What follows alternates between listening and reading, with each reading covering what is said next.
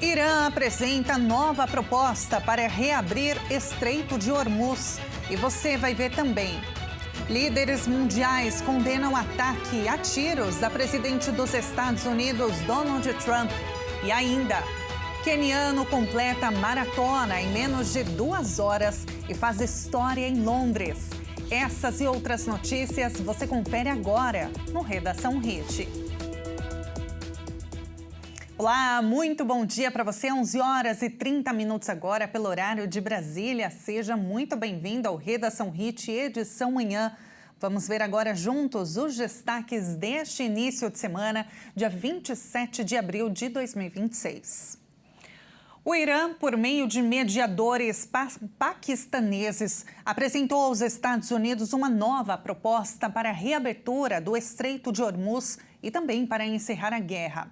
O ministro das Relações Exteriores do Irã, Abbas Araghchi, se reúne nesta segunda com o presidente da Rússia, Vladimir Putin, depois de responsabilizar os Estados Unidos pelo fracasso da rodada de diálogo mais recente no Paquistão. Quase 3 semanas após o cessar-fogo anunciado depois de 40 dias de combates entre Irã e Israel, aliado dos Estados Unidos, a Rússia continua a ser uma das principais bases de apoio da República Islâmica. Abre aspas. A abordagem dos Estados Unidos fez com que a rodada anterior de negociações, apesar dos avanços, não alcançasse os objetivos. Fecha aspas, disse Araghchi, citado pela imprensa estatal iraniana. A delegação norte-americana apresentou exigências excessivas, segundo o ministro iraniano. O chanceler também destacou que a passagem segura pelo Estreito de Hormuz é uma questão global importante. O Irã mantém o Estreito de Hormuz fechado, uma medida que prometeu sustentar enquanto persistir o bloqueio americano aos portos do país. Antes de viajar à Rússia, Araghchi visitou Omã e a capital do Paquistão, Islamabad, onde deveriam ocorrer as negociações com os Estados Unidos. Também conversou por telefone com seu homólogo turco, Hakan Fidan. O presidente dos Estados Unidos, Donald Trump, descartou no sábado a viagem dos seus enviados a Islamabad. A agência de notícias Fars, no entanto, informou que o Irã enviou mensagens escritas aos americanos por meio do Paquistão para definir suas linhas vermelhas, incluindo a questão nuclear e o Estreito de Hormuz, a via marítima que está no centro do conflito. O portal de notícias norte-americano Axios informou no domingo que o Irã enviou uma nova proposta para a reabertura do Estreito de Hormuz e o fim da guerra, mas que adiaria as negociações sobre a questão nuclear com base em uma fonte oficial do governo dos Estados Unidos. Após o incidente com disparos em um evento oficial, autoridades internacionais expressaram solidariedade ao presidente dos Estados Unidos. Ontem, o episódio foi tratado como uma ameaça aos valores democráticos.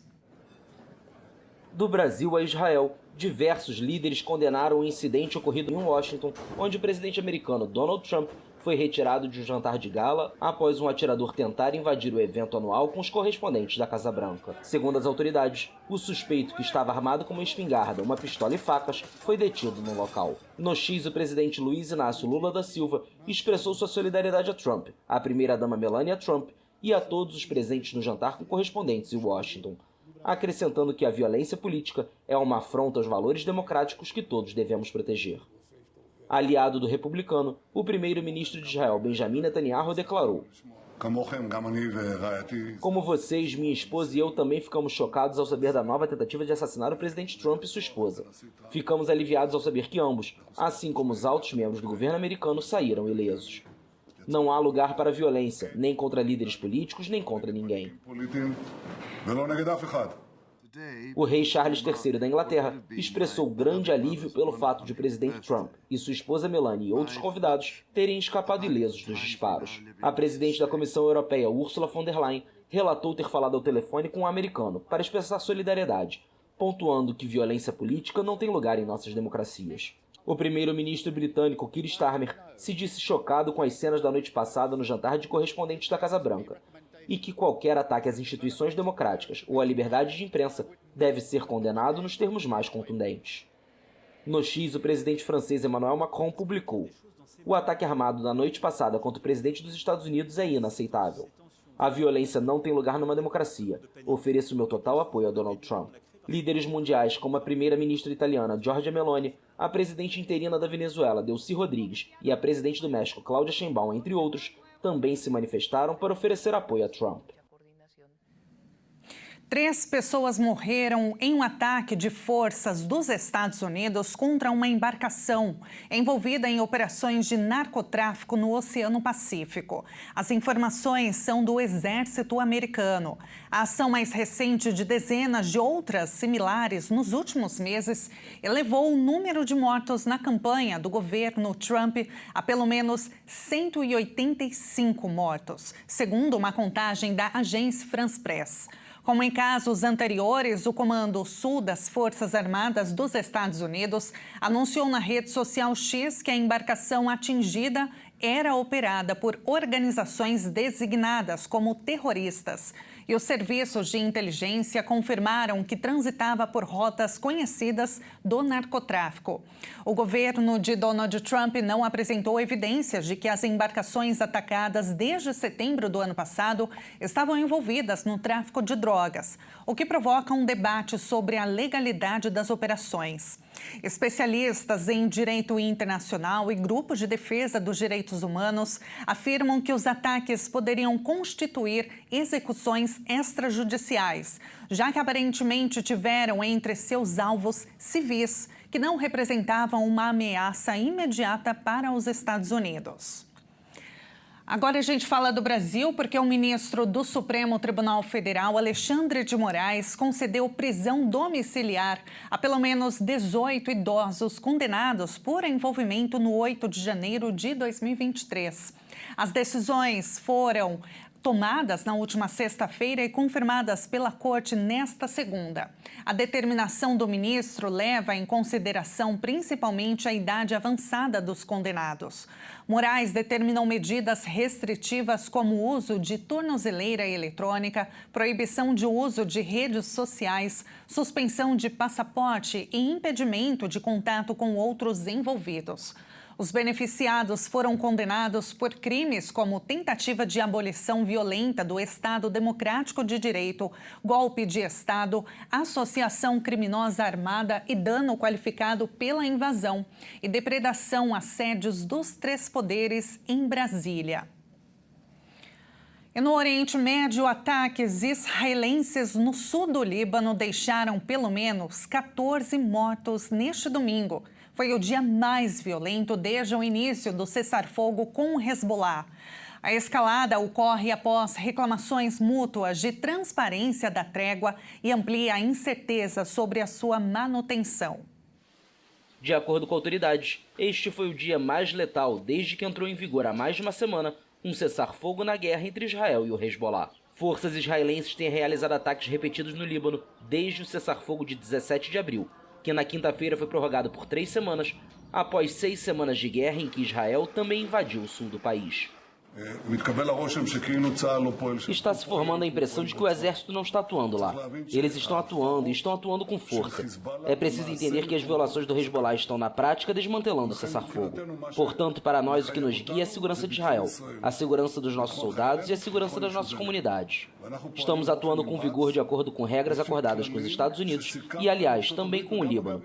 Isso significa liberdade de ação não apenas para responder a ataques, o que é óbvio, mas também para impedir ameaças imediatas e também frustrar ameaças de informação. Tropas israelenses operam dentro de uma linha amarela anunciada por Israel, que demarca uma faixa de território libanês com cerca de 10 quilômetros de profundidade ao longo de toda a fronteira, de onde os moradores foram advertidos a não retornar. Segundo uma contagem baseada em números do Ministério da Saúde, ataques israelenses já mataram ao menos 36 pessoas desde o início da trégua. O presidente ucraniano Volodymyr Zelensky acusou Moscou de terrorismo nuclear ontem, no domingo, justamente no aniversário de 40 anos do desastre nuclear de Chernobyl. A data reacende homenagens às vítimas e reforça os alertas sobre os riscos e também responsabilidades no uso da energia atômica. A catástrofe de Chernobyl completa 40 anos.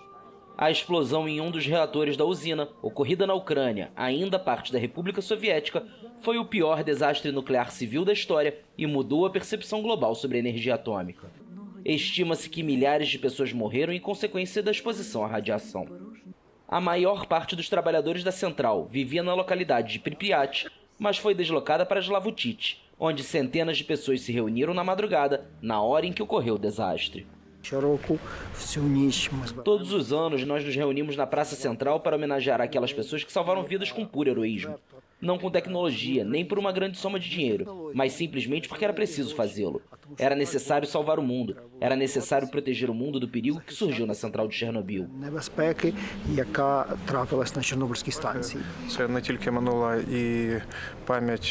Não se trata apenas do passado, mas também de um lembrete para o futuro.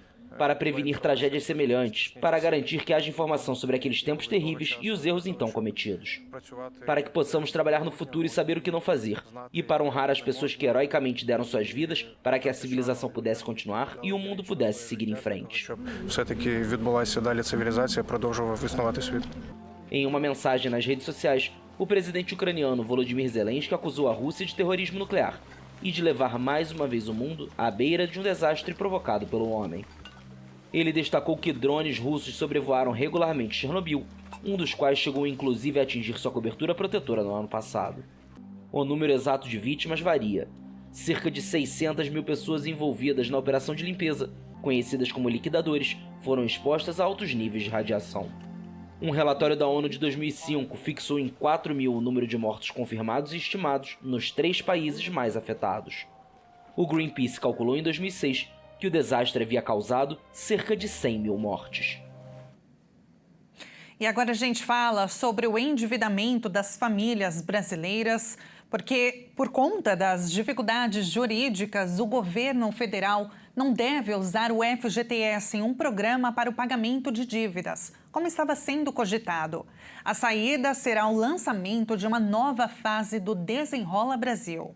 O governo federal encontrou dificuldades jurídicas no uso do FGTS para a quitação ou redução de dívidas de brasileiros. E depois de várias discussões, a decisão foi de não fazer o uso do fundo de garantia para combater o endividamento. Agora, para abater as dívidas, a estratégia será lançar uma segunda versão do programa Desenrola Brasil, que foi promessa de campanha do presidente Lula e irá facilitar a quitação de dívidas, com altos descontos e oferecer prazos longos de parcelamento e taxas de juros menores, principalmente para pessoas de baixa renda ou inscritas no cadastro único. Com isso, o presidente pretende evitar a inflação alta durante a campanha eleitoral. A medida é necessária e pode ter impacto positivo, principalmente no momento de desaprovação que o presidente enfrenta dos brasileiros. A decisão está em fase final de discussão dentro da área técnica do governo e pode ser fechada na próxima segunda-feira. E veja a seguir, queniano completa maratona em menos de 2 horas e faz história em Londres. E agora a gente vê o tempo na capital paulista. Tá nublado, mas calor, 26 graus neste momento. Redação Hit volta já.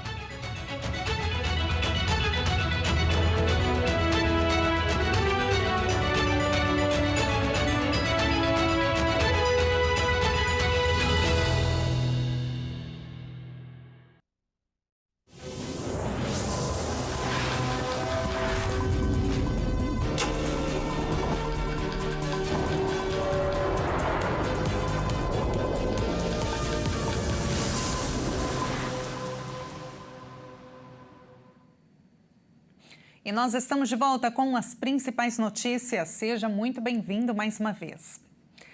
O Japão suspendeu hoje o alerta especial para risco de grandes terremotos emitido na semana passada após um tremor de 7,7 graus de magnitude que sacudiu o norte do país sem provocar, felizmente, vítimas fatais.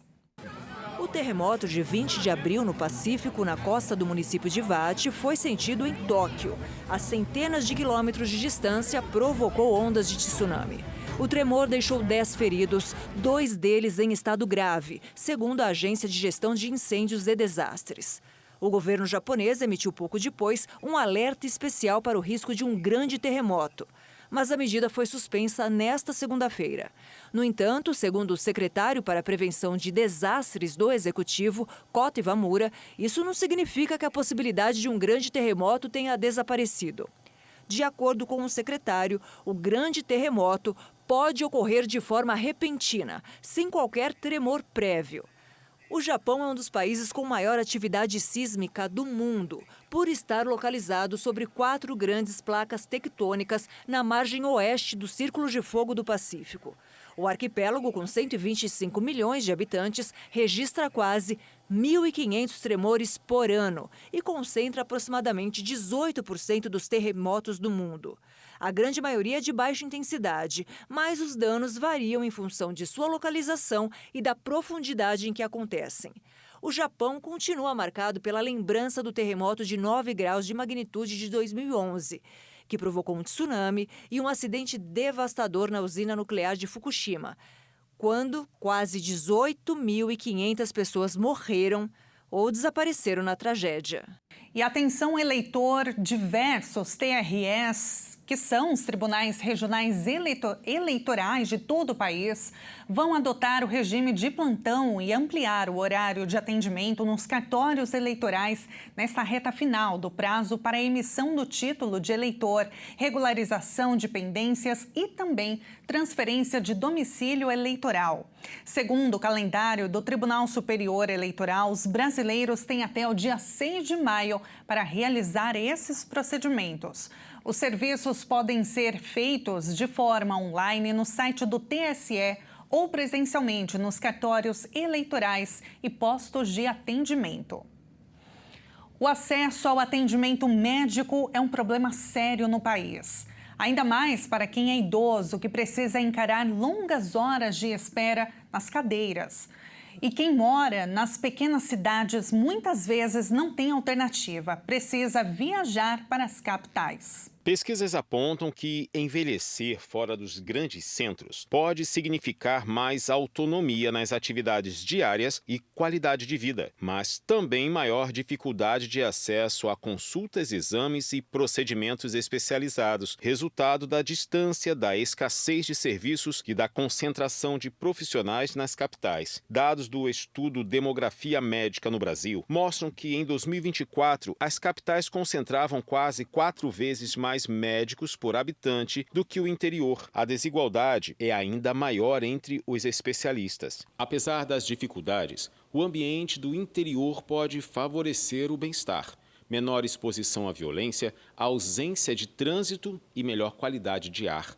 Impactam o envelhecimento, inclusive a saúde mental. Dados apontam que 34% dos idosos em áreas urbanas apresentam sintomas depressivos. Fatores como violência percebida, poluição sonora e baixa coesão social estão associados à maior prevalência desses quadros. Ainda assim, a realidade do cotidiano é desafiadora e muda conforme o território. No interior, predominam a distância, a escassez de profissionais e a necessidade de deslocamento. Já nos grandes centros, o principal obstáculo passa a ser o tempo de espera. O Butantan começou a recrutar voluntários para testar uma nova vacina contra a gripe.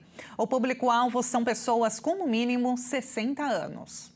O Instituto Butantan começou a recrutar 6.900 idosos para estudo de uma vacina contra a gripe, com composição mais eficaz do que as que já existem atualmente no mercado contra o vírus influenza. A procura está focada em pessoas com no mínimo 60 anos, que estejam saudáveis, clinicamente estáveis e problemas como diabetes e hipertensão já tratados.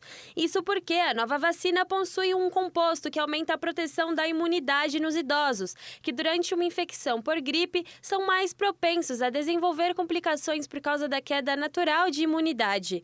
A campanha será organizada da seguinte maneira: metade dos participantes vai receber a vacina no Butantan e a outra metade irá receber a vacina de gripe de alta dose. E durante 6 meses será feito o acompanhamento desses pacientes. O recrutamento ocorre em 15 municípios de 9 estados brasileiros. E vale lembrar que a vacina contra a gripe já está disponível para, além dos idosos, o grupo de prioridade: crianças de 6 meses a menores de 6 anos, gestantes, puérperas e pessoas em situação de rua, entre outros públicos.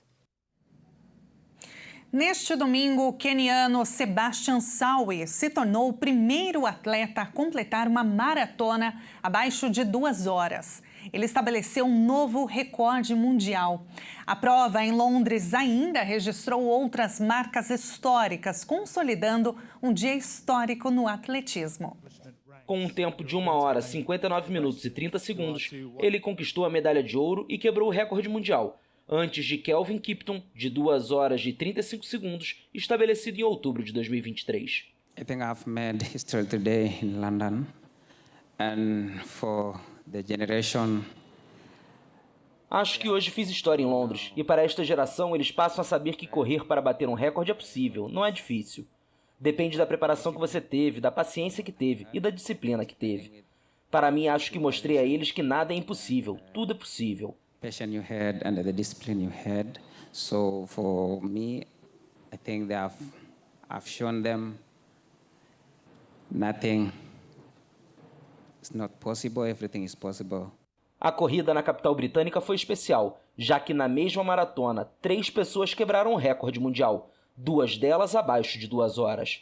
O etíope Yomif Kejeusha, especialista em meia maratona, fechou a prova em 1 hora, 59 minutos e 41 segundos. Completou o pódio o ugandense Jacob Kiplimo com 2 horas e 28 segundos. Em 2019, outro queniano, Eliud Kipchoge, finalizou uma maratona em 1 hora, 59 minutos e 40 segundos, mas sua marca não foi homologada como recorde mundial porque ele usou tênis especiais em uma prova não oficial, entre outras questões. Na disputa feminina, a etíope Tigist Assefa manteve o título de campeã em Londres e abaixou o próprio recorde mundial em uma corrida exclusivamente feminina, com um tempo de 2 horas, 15 minutos e 41 segundos, 9 segundos abaixo de sua antiga melhor marca. As quenianas Ellen Obiri e Joycelyn Jepkosgei ficaram com as medalhas de prata e bronze, respectivamente. E esta edição fica por aqui. Muito obrigada pela sua companhia. Uma excelente semana para você e até amanhã.